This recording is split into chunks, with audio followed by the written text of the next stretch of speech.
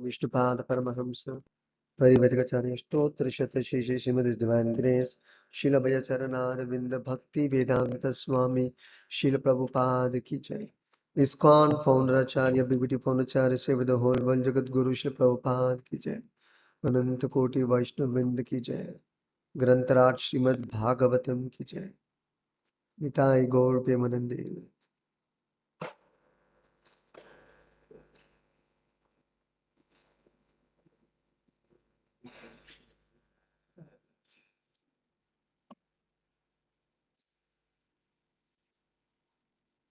Om Namo Bhagavate Vasudevaya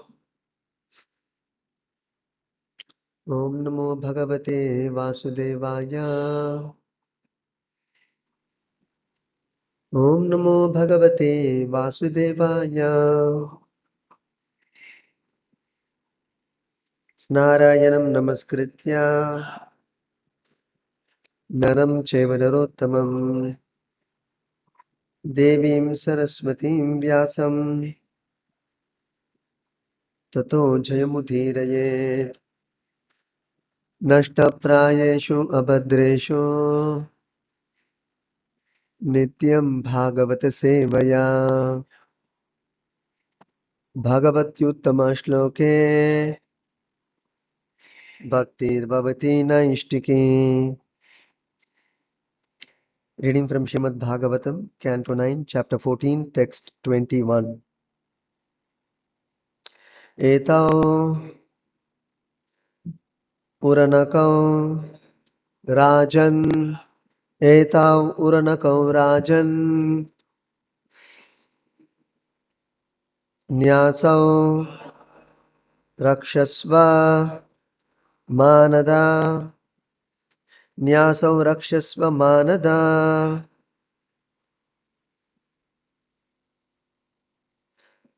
Samramsye Bhavata Sakam Samramsye Bhavata Sakam Shlakyah Strinam Varaha Smritaha Shlagya Strinam Varasmritaha Etau Uranakau Rajan Nyasau Rakshasva Manada Samramsye Bhavata Sakam Shlagya Strinam Varasmritaha Etau Uranakau Rajan Nyasau Rakshasva Manada Samramsye Bhavata Sakam Shlagya Strinam Varasmritaha.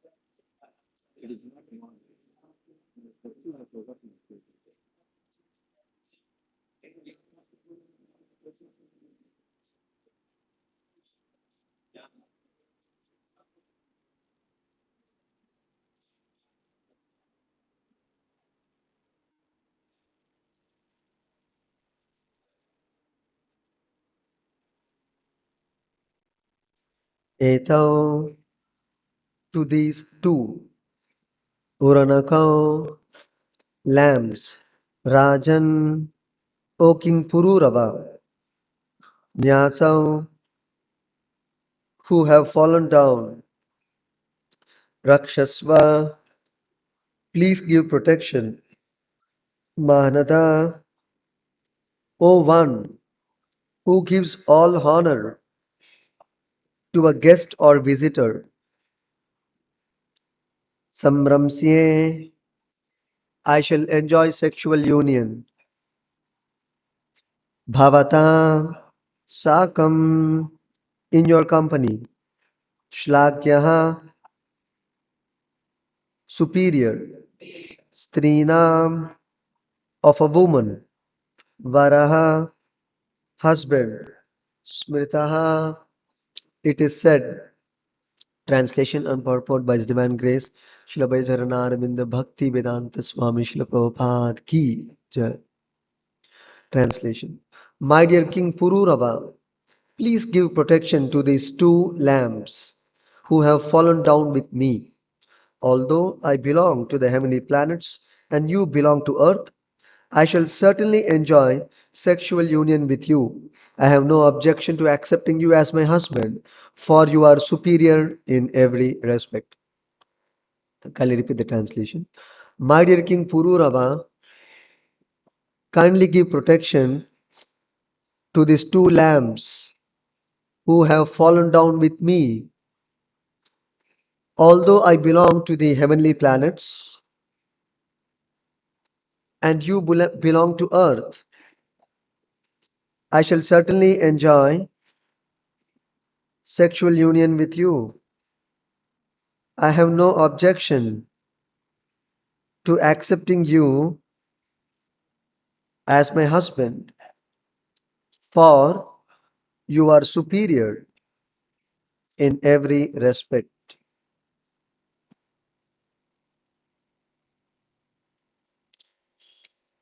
Purport. As stated in the Brahma Samhita 5.40, Yasya Prabha Prabhavato Jagadanda Koti Kotishvasesha Ashesha Vasudadi Vibhuti Bhinnam. There are various planets and various atmospheres within this universe. The atmosphere of the heavenly planet, from which Urvashi descended after being cursed by Mitra and Varuna, was different from the atmosphere of this earth.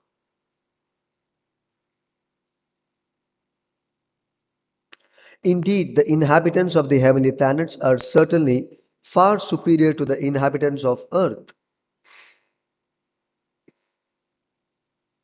Nonetheless, Urvashi agreed to remain the consort of Pururava, although she belonged to a superior community.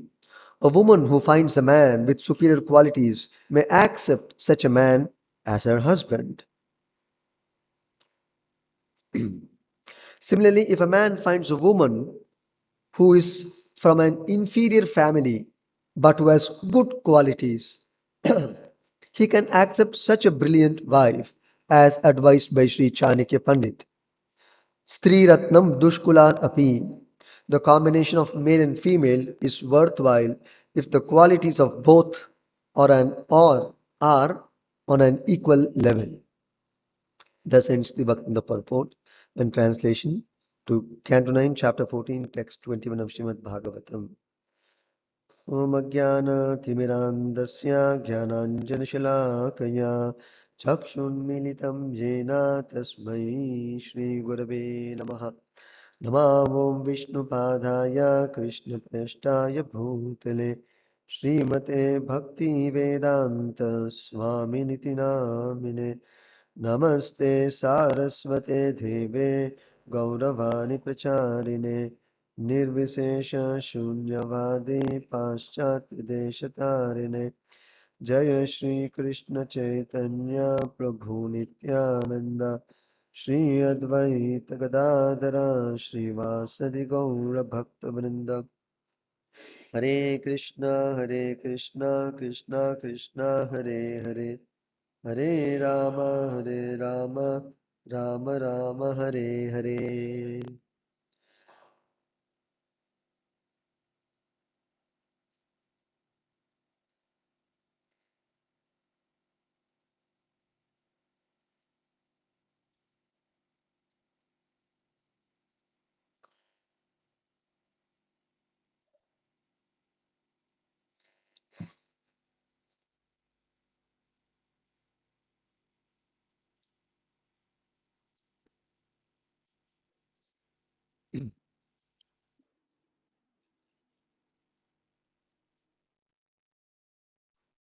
These are the words spoken by the heavenly damsel Urvashi to King Pururava,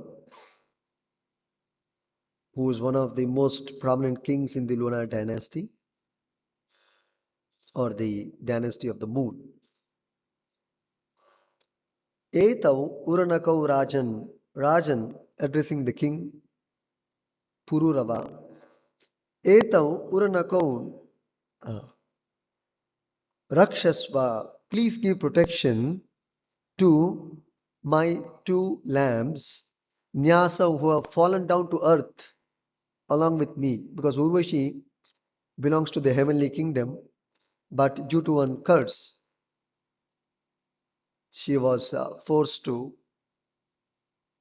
step down from the heavenly status to the earthly status, and therefore she fell down from heaven to earth. Similarly, her two lambs also came down with her. They also lost their heavenly status. So, Nyasau, they fell down hmm, to the earthly status. So, please give protection to these two lambs. Samramsye bhavata sakam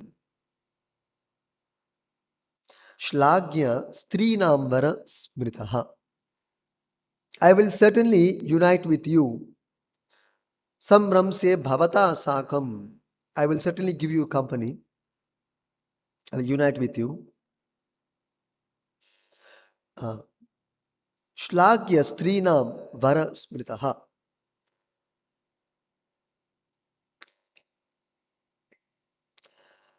Although I belong to a superior nature and you belong to the earthly planet, so I am actually a heavenly woman and you are an earthly man. So the match is incompatible because she is superior and Pururava is the earthly king and his position is inferior to the one in the heavenly planet. But still she said, I don't mind marrying you because Varaha, you are superior in every respect and therefore I have no objection marrying you. So this is the translation. So Prabhupada makes some very important observations from this statement by Urvashi. So in this entire verse, two major things Prabhupada discusses. One is about the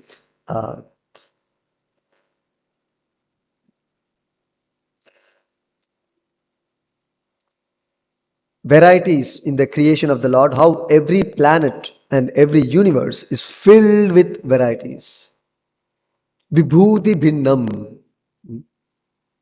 Bhinna means differences, varieties. Vibhuti means Aishwaryas, opulences, glories, greatness, specialities, uniqueness. So all of these mean Vibhuti. So in the Lord's creation is filled with varieties, opulences, mysteries, adventures, beauties, unique features and qualities. Each planet has its own unique feature. Each universe is endowed, blessed with varieties of uh, opulences and assets. That's how the Lord's creation is. It is not uh, uh, monotony. It is not hackneyed. It is not static. It is very dynamic, full of variety. Even Prabhupada says in this very earth planet you can see. You go to different parts of this globe itself, so many varieties you can see, uniqueness you can see. Even within India, you visit different states, so much varieties are there. Climatic variations, lifestyle, practices, food, the kind of food. Each region has its own cuisine, has its own style of marriages, culture, among different castes and community, different cultures prevail. So many varieties. The way they dress, the way they speak, and each region has its own unique contribution Even in agriculture, if you see, somewhere wheat is grown, somewhere rice is grown. Like we say, wheat bowl of the country, rice bowl of the country. Somewhere, special fruits are grown. Like you come to Himalayas, you come to Kashmir, you come to Nagpur. Different, they have their own specialities. Similarly, you come to Kerala, the unique even Tamil Nadu, unique kind of fighting skills. So everywhere, so much variety and uniqueness is there. And some places there's so much of mines, minerals, valuable jewels and gems. Even the oceans have so much gems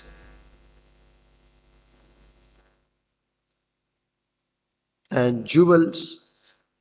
In certain constellation, even pearls are formed. So there's a constant production of jewelry also by nature's arrangement. If you move just away from the cities and towns, although we will not be able to move far away, the Bhagavatam describes the fifth canto how there are, just like we have this Bharata Varsha, it is a region created by uh, two mountains. There are 7 islands and about 9 mountains. And the space between these mountains are actually the different Varshas. So this is called Bharata Varsha. We are in one of the Varshas. So there are many descriptions. I'll not go to that today. Wherein there are fruits which are as big as elephant size. Jumbo fruit, it is called. And then they fall down from the top of the hill onto the ground. And then as they fell from such a high distance, top of a hill, they get crushed and they become juicy rivers. And when the air is hitting or pushing these juices, by the mixture of this air and this fruit juice, which is nectarian, they become gold. So much of gold, unlimited gold in abundance. When Anantapadmanabha temple was opened up, people were all awestruck. That is nothing. That is nothing. Because a river of juice and so much of gold. And Bhagavatam describes, I think we have discussed that in the earlier, most probably in the earlier chapters, cantos. That was when Yudhishthira Maharaj was to perform Rajasuya Yajna. That time he won, because this was after the battle of Kurukshetra, and naturally the entire treasury of the king is emptied, has become empty. So to perform Rajasuya Yajna, he required a lot of wealth, because Yajna means a lot of things.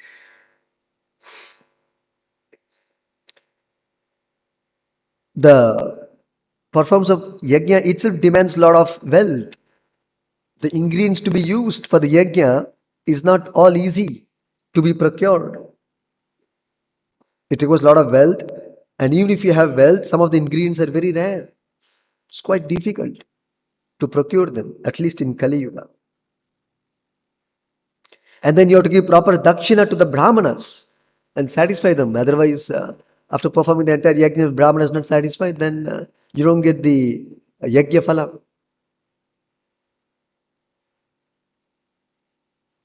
Nor you can find suitable brahmanas who can perform yajnas nicely. Anyway, so Yudhishthira Maharaj wanted to perform Rajasuya Yajna, and he had short of money. Then he told Arjuna, you have to do something. So Arjuna was wondering what to do. Then Lord Krishna said that there was one great king, pious king by name Marutta. He is very well known for those who know the Puranas. So this king had so much ample gold. It's a big story. I am cutting short.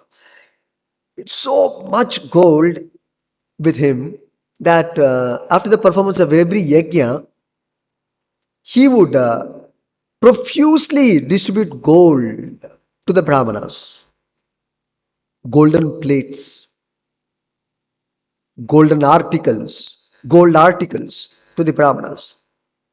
Every time he would perform yajna, he would give gold. Just like you would give some 10 rupee with betel nut and betel leaf to the brahmana today. Some are little generous, they'll give 100 rupees. Some are little more generous, they'll give 500 or 1000 rupees. But most people will give 10 rupees. So, but this king was very generous. He would give dakshina of golden plates and golden articles. Let the brahmana be happy. But they were ideal brahmanas. They were not greedy brahmanas. And they were highly austere and learned in Vedic knowledge. And uh, they were over and above all devotees of Krishna. So this king would give like that. And the brahmanas, because one brahmin would not come, the group of brahmanas would always come. So these brahmanas, while going, they would converse with each other that so much headache in carrying so much weight, right? Back to home. Better throw it off. Anyway, we'll get whenever we want. So they would throw away these golden plates at the foothills of the mountains. And then go back home hands free. Why to bother take so much headache? So much weight. Gold is also, in terms of a metal, it is quite heavy. So they didn't bother to carry that weight. Yes. They used to throw it in dustbin, literally, and go back to home. Maybe with one gold plate or one gold chain or jewel, something, that's all. Anyway, again king will call, again he'll give us gold. We have no problem. So this is the kind of opulence.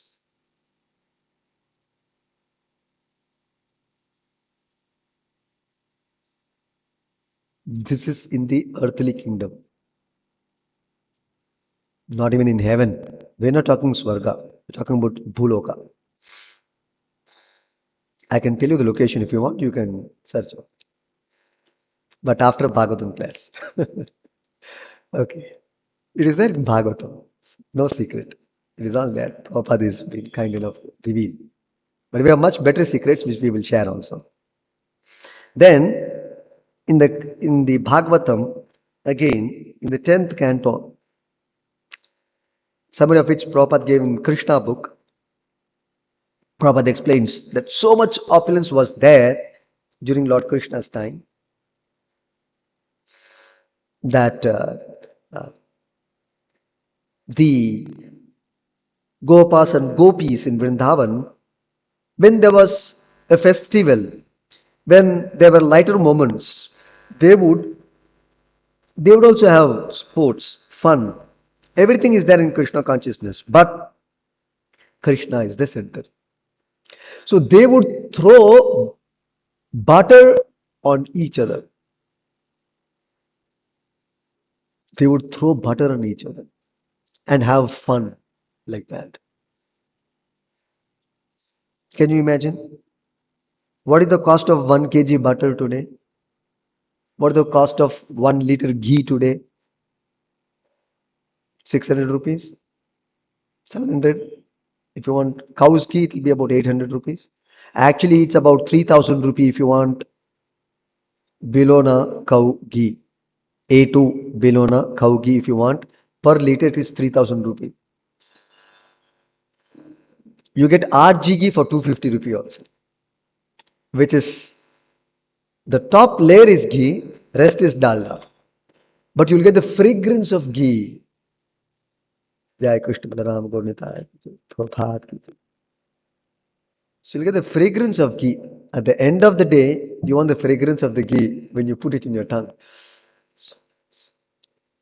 Ghee Mysore Pak. Dalda Mysore Pak. Ashwatthama Hataha Kunjaraha. So that ghee Mysore Pak mixed with 95% dalda.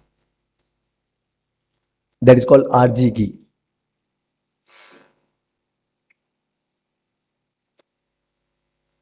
And 3,000 rupees per liter, and they would pour on each other.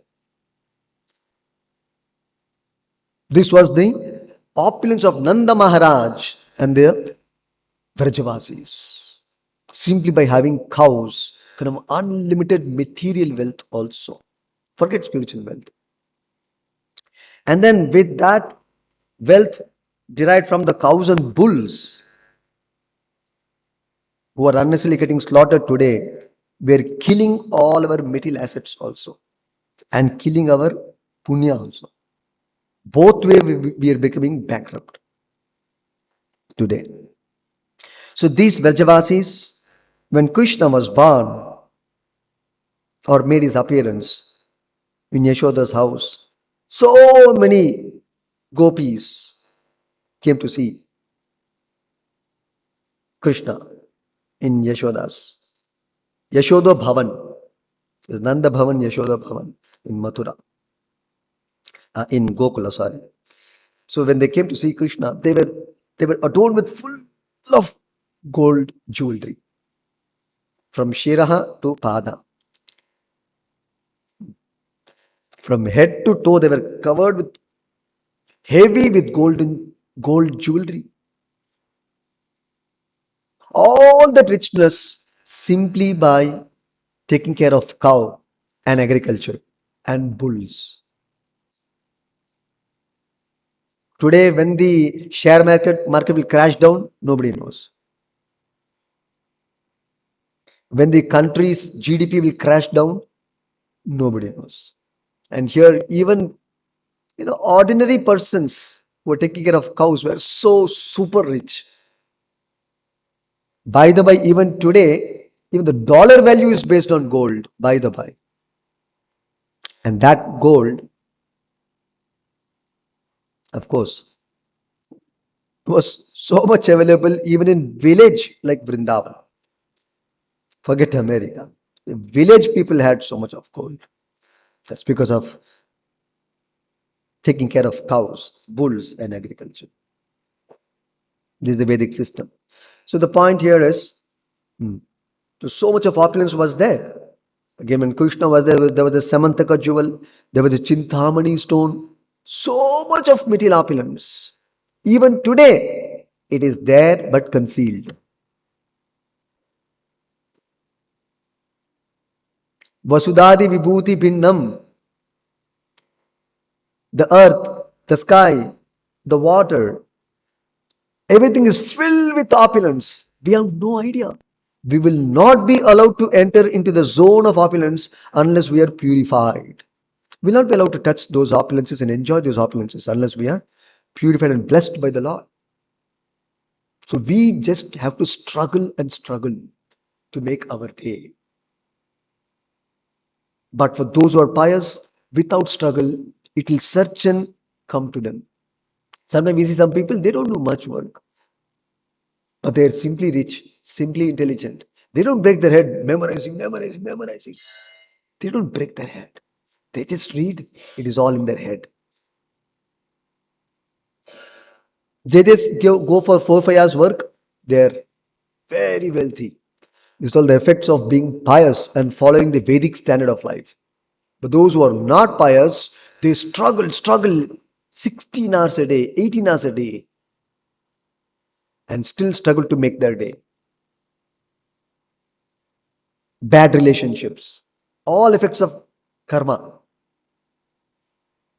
Prabhupada used to describe about his own father very nicely, that his father would get up early in the morning. Prabhupada, this Krishna book, Prabhupada, if you see the first page, he says, I dedicate this book to my father Gaur Mohande, a pure devotee of Lord Krishna. So Prabhupada writes like that. So this is my father was a Vaishnava, and his main occupation was deity worship. Side occupation was business. So his main business was Krishna consciousness. Side business was he had one cloth shop in Calcutta. So he would get up in the morning, happily do all his worship to Radha Govindji, and then 11 o'clock he would open his cloth shop. Morning. By the time half the day is over, night, according to a businessman's estimation, he is not bothered. Hell with that. 11 o'clock, happily he will go, take his prasadam, offer to the deity nicely, do his japa, nicely 64 malas, and then go 11 o'clock to shop. 1 o'clock come back to home. और कितना करेगा? And have nice Rajbhog prasadam, have good rest, and again get up, and again about 5 or something, about 4 or 5 he would come back to his cloth shop again, and by 7 he will wind up. 7 or 7:30 somewhere. That's all. Again come and do japa, read some Bhagavatam, happily go to sleep. But he was well off. Prabhupada says, from my wealthy family. Everybody who comes to their home, they would feed. And Prabhupada's father, Gaur Mohande, would voluntarily call many sadhus and Vaishnavas to home and feed them. Even Prabhupada also used to call many Vaishnavas when he was a Grahastha, as per Prabhupada Leela. So, and feed Vaishnavas. So,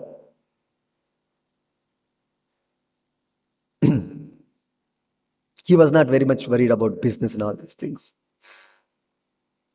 So what I'm trying to say here is this is the opulence of Krishna consciousness. If you are Krishna conscious, you will not struggle with anything in this world. So that is the opulence. Anyway, even otherwise, so much opulence is there in the creation. Everywhere there is oil, there is gold, there is mineral. When there is Krishna's touch. That's what Brahma is saying here. And even Kunti Maharani says, Ime Janapadasvidha Supak Vaushadi Virudaha Manadri Nadi Udanmanto Hirinte Tava Bhikshitaihi. When the Lord's glance is there, when the Lord's lotus feet, footprints is there in a particular land, there will be immense prosperity, both material and spiritual. The same prosperity, the same opulence, the same blessings can be received by us today by calling Krishna to step into our hearts by chanting of Krishna's holy name. Hare Krishna, Krishna Krishna, Hare Hare, Hare Rama, Rama Rama, Hare Hare.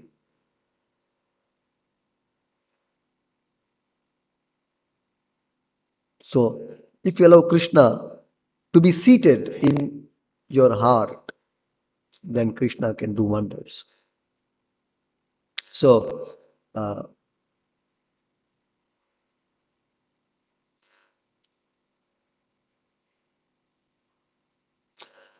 apart from the varieties of opulences in the different planetary systems, there are different atmospheres and there are different kinds of people across the creation of the Lord, full of variety.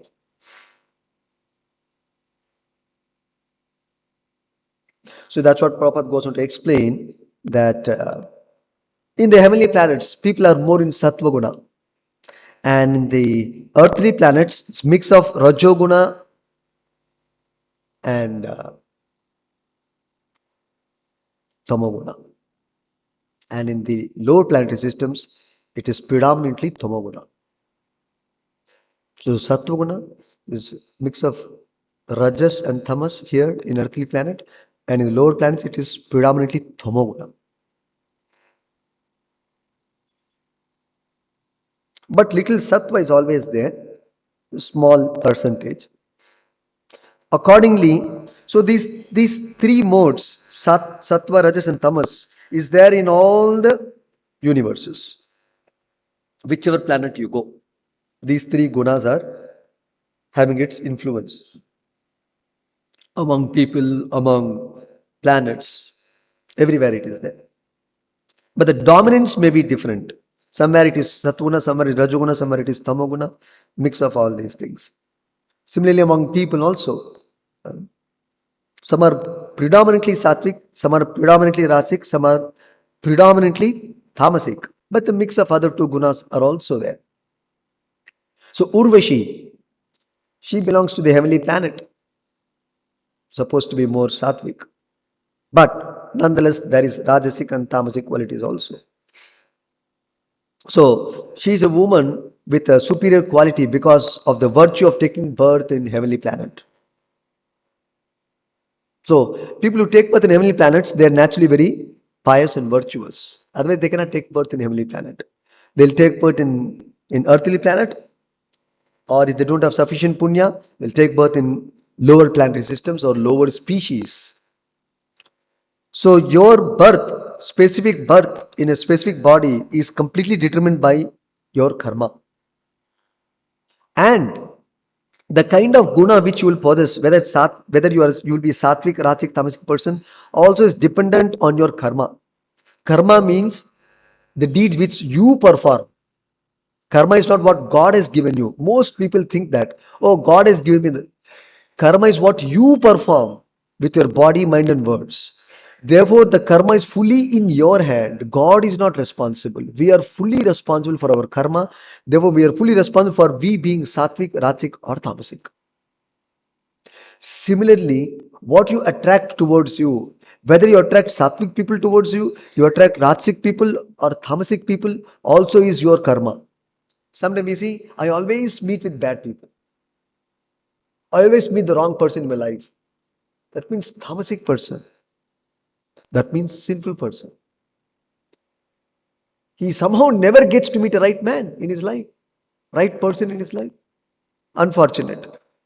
But that misfortune is created for himself. Nobody is responsible for that. That is his karma. He is getting the fruit of that karma. Some people always meet the right person.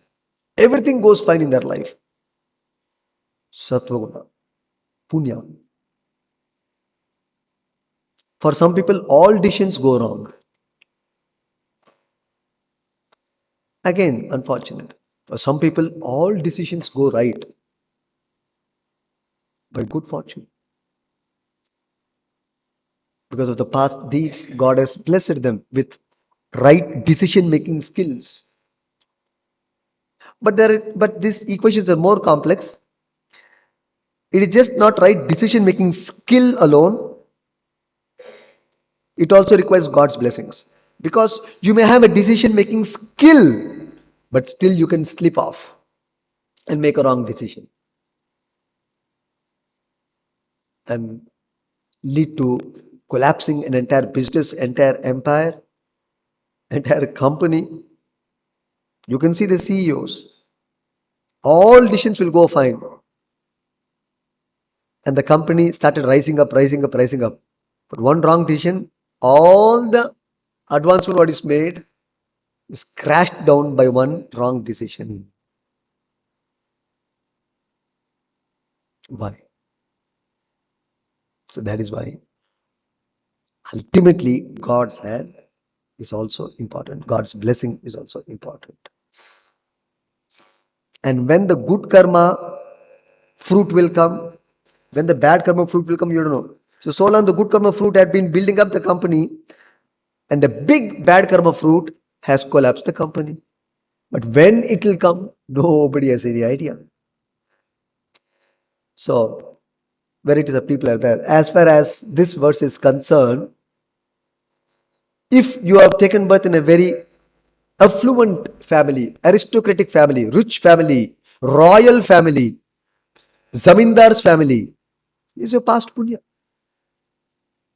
If you got good qualities, if you got good, endowed with good qualities, even human qualities. We're not talking spiritual qualities, good human qualities. We say he's, being very courteous, very kind, very compassionate, very graceful he is. These are all nothing spiritual also, material. He is very influential, very impactful. He's an influencer. Let that all we say, right? It's a motivational speaker. It's a good karma.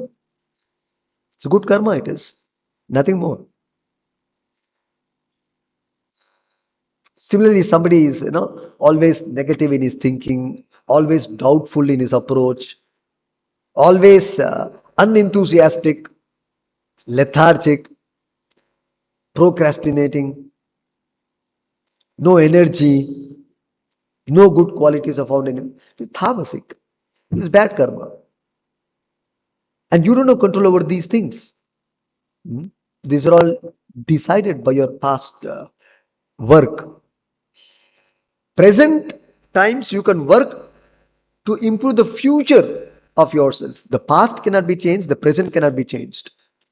But the future, you can create your future by your good present good work.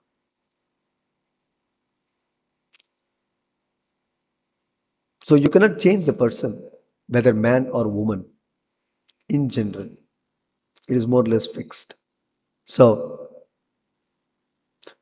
when the question of marriage comes, there are a lot of considerations because it's a match. Two people are going to stay together. So there must be compatibility. There must be compatibility. Otherwise, there'll be a lot of unhappiness, lot of friction.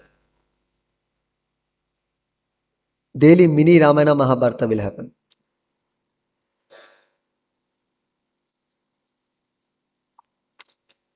Because people don't bother to understand this science of consciousness, science of gunas, science of matchmaking. They don't bother. Therefore, they suffer miserably. So that's what we can see in the Vedic times. They were all highly educated in this regard. The combination must be what is called as yotaka. Yotaka means compatible in all respects between the boy and the girl. Then only marriage will happen. Otherwise, marriage will not happen. So there are some points in astrology. They give some points, X number of points. In that, at least uh, some X number of points. Suppose if it is 100, about 70 plus something must be there. Then only marriage should take place. Otherwise, not. If you do, you can go take the risk. As it is Ramayana Mahabharata, it will be further embellished. That's all. You can take the risk if you are so daring. That you can dare fight with the gunas, three gunas, and the karmas, and kala. So guna, kala, karma, if you think you have the capability to fight with, you can fight it out. No problem. Go ahead.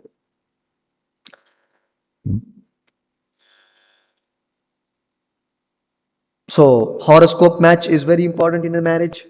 There's no question of neglecting that. It's the most fundamental thing to be done in a marriage. Then there is a Yotaka consideration, which I said, Prabhupada explains in one Bhagavatam purport. There must be compatibility between the boy and the girl on qualities. Both qualities must match. It's called Yotaka. Then, without compatibility, marriage will not take place. If even every other consideration has matched, they will still cancel the marriage. They'll not agree. Then there is consideration of ganas, Deva Gana, Manushya Gana, Rakshasa Gana in a marriage. Whether the girl or the boy belongs to Deva Gana category or Rakshasa Gana or Manushya Gana. So you have to grade the person in these three categories. And both of them should be in the same Gana. Then it is Yotaka. Otherwise it will be Pataka. So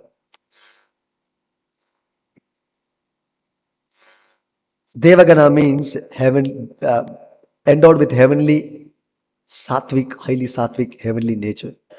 Very refined, very polished in their behavior.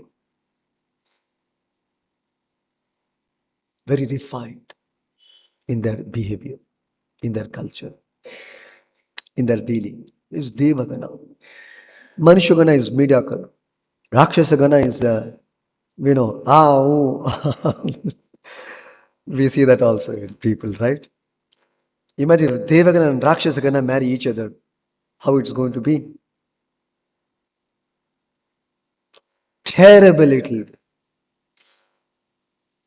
Suppose the girl is very sattvic, the boy is Rakshasagana.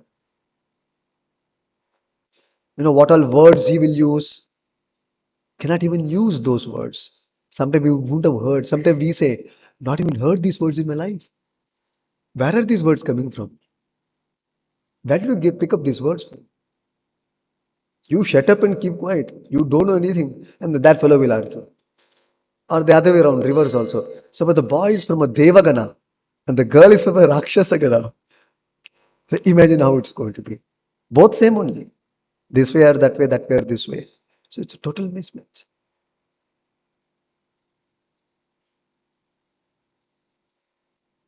Today, which Gana, we will not talk much about it. Anyway, so that consideration not there. Then there's a consideration of what is spoken in this words called Anuloma and Pritiloma marriage. What is Anuloma and Pritiloma marriage? That's also described in Bhagavatam. These are all things which as Vedic followers, people all know these things. Anuloma marriage is very desirable. Pratiloma marriage is not desirable. Again, Ramayana Mahabharata will happen. So what is Anuloma marriage? Anuloma marriage is when a boy from a higher caste marries a girl from a lower caste. That is accepted. I'm sorry. When a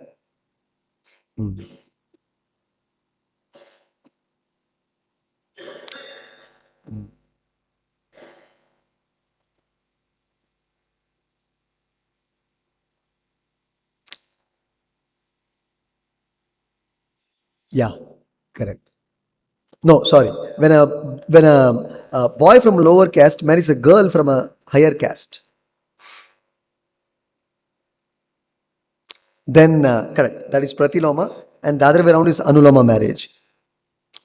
Basically, it's a higher caste, lower caste consideration is there. So Urvashi is from a higher caste, and Pururava is from a lower caste.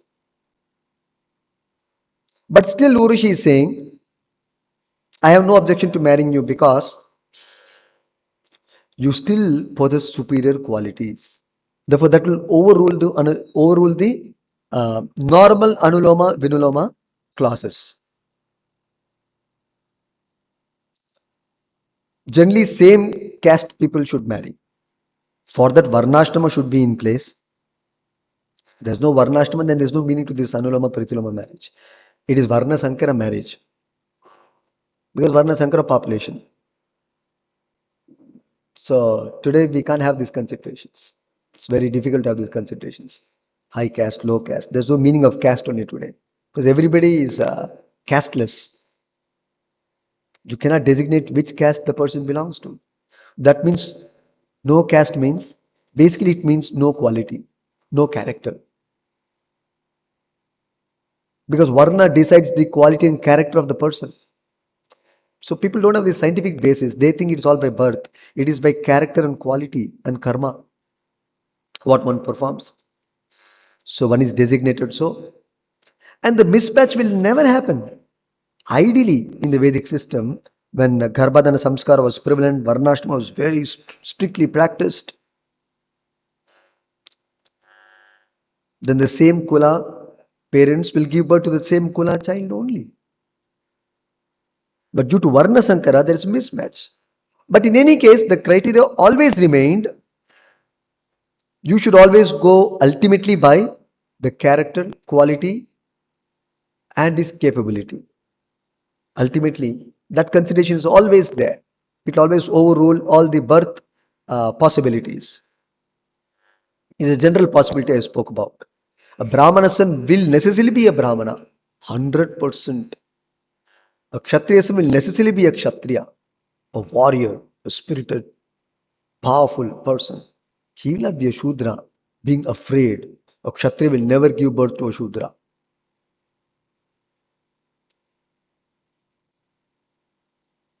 For all practical purposes. A Vaishya will give birth necessarily to a business class Vaishya only. He will not say, Prabhu, Dudilla, Sab Kortiga. I don't have money. Will you please help me? Vaishya will never beg.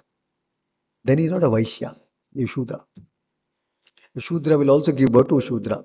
In the normal circumstance where Varnashram is prevalent. But still, the clause always remained, if even in a Shudra's house, a child is found to have Brahminical qualities, he is accepted as a Brahmana only. As per the Dharma Shastra, as per Narad Muni, as per Bhagavad Gita, Bhagavatam. But the Brahmanas have not explained these things properly, and therefore it has led to a vicious caste system, a degraded caste system. Vidura, he is recognized as a Mahatma, but actually his birth, if you trace out, was very low. He was the son of a fisherwoman. Vyasadeva, he was the, Vidura was the son of a maidservant.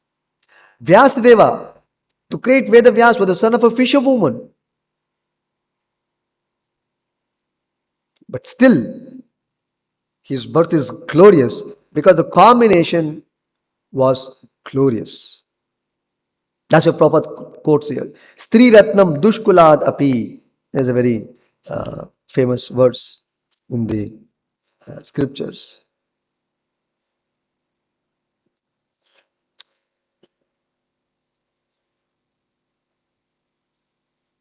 That even if the birth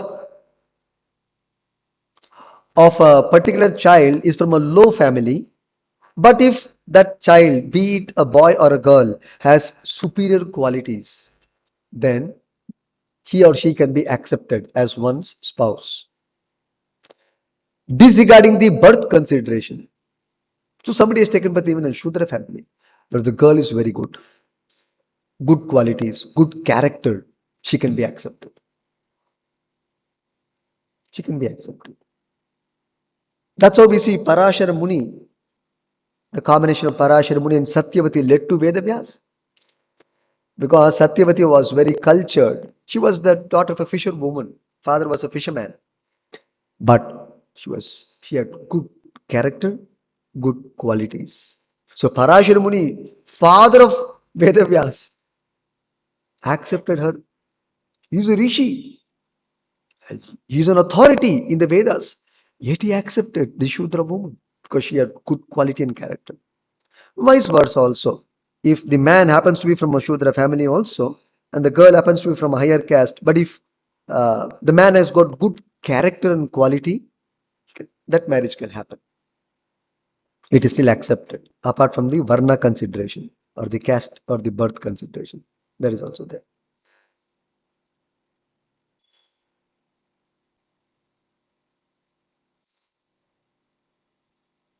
So, Stri Ratnam Dushkuladapi. So even if she is from a low, inferior Varna, she can still be accepted. Like that, there are many such examples given in the scriptures. If in accepting a master, if he is from a lower caste than the student, possible, still he can be accepted because there is no consideration of the kula of the guru. The most important thing is the guru's achara and his knowledge. So if the guru is having good knowledge and good, he is practicing what he is saying, then from such a guru one should accept knowledge, not consider his caste. When you go to college, you don't ask the caste before the professor or the lecturer. Sir, before you begin the chemistry class, tell me what is your chemistry? See, this is nonsense. We should know whether he knows chemistry subject, not his physical chemistry. whether he is from this kula or that kula. So that is the material. That's why we see Vyasadeva, again the same example, or even Valmiki. They're from very low background, very low caste. Both great sages, Vyasadeva and Valmiki, which the history has ever known till date. But they both are from apparently low grade family by the click of time, by the providence arrangement. Yet they were universal masters and teachers. Hmm? Valmiki went on to teach even Lord Ramachandra, who is God himself. You see? So therefore, for knowledge, there is no consideration of caste. Once you acquired knowledge and and you are practicing that knowledge, achara and prachara, then he is accepted. Similarly, if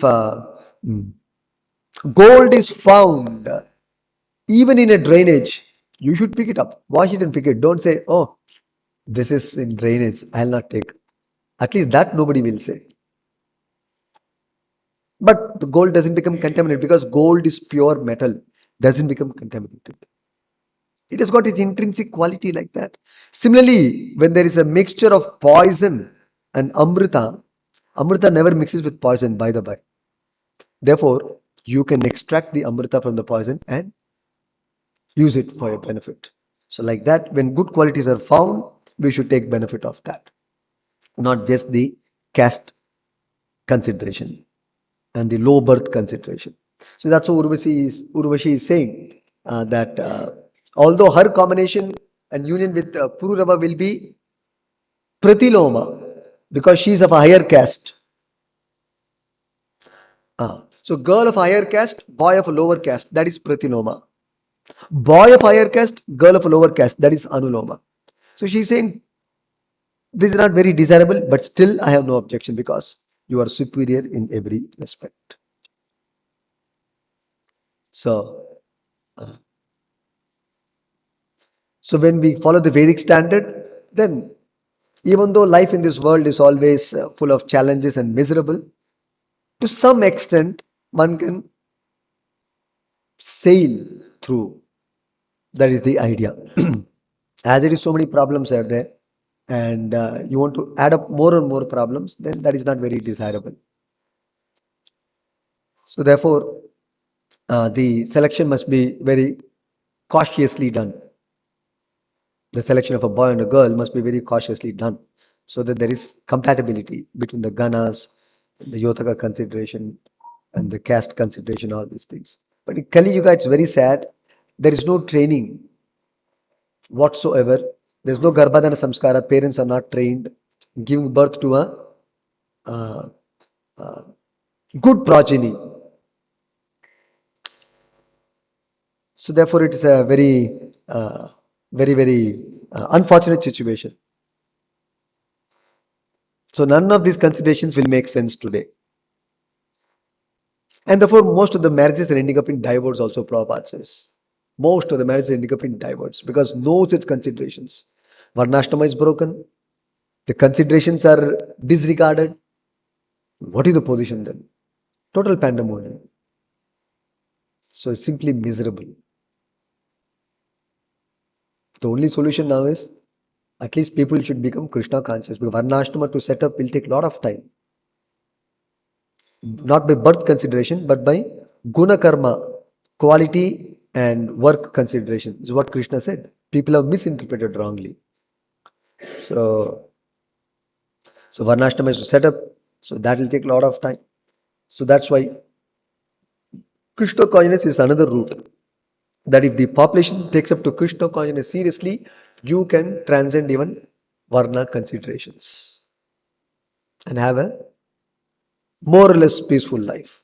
Because if you're Krishna conscious, there'll be some kind of maturity and seriousness in the purpose of life. Then even many material and spiritual shortcomings will be tolerated. Will be tolerated. Otherwise, family life will be miserable. So I'll stop here. Granthrat Srimad Bhagavatam ki jai. Shri Prabhupada ki jai. Hare Krishna. On 11th, on 18th September, that is the next Sunday, we'll have the Japa Yajna. We couldn't have earlier because of Radhashtami festival. So we are having this month's Japa Yajna from 10 to 12 noon in Sridham Hall. So we invite you for this chanting of the Hare Krishna Japa. If you chant Hare Krishna mantra nicely, seriously, you can change gunas very drastically in one lifetime. Otherwise, the gunas will not change. That's why the Brahmins used to say you have to change the body. That means next birth only possible for you. That may be true. But by Krishna consciousness, Hare Krishna, if you take up seriously, within 1 month you can see big change in your gunas beyond your caste limitations. So that is the power of the Hare Krishna mantra. One lifetime it can completely transform you. Less than a lifetime. So we invite you for this Japa Yajna next Sunday, 10 to 12 noon. Chant with devotees. Prabhupada says 1,000 times more effect. Chanting in temple with devotees, 1,000 times more effect of the japa. In Bhagavatam purport, Prabhupada says. And we're also celebrating Vijay Dashmi on 5th October, Wednesday. Krishna Balaram ki jai. Shri Rama Lakshman ki jai. So the victory of Lord Rama over Ravana. So we will have celebrations from 6 p.m. onwards. There will be Palaki Utsav, Harinam Sankirtan, and burning of 15 feet high effigy of Ravana and Kumbhakarna will be part of the celebration. And there will be Donna Prasadam being served to all the devotees at the end of the festival. So, thank you. Shri Prabhupada ki jai.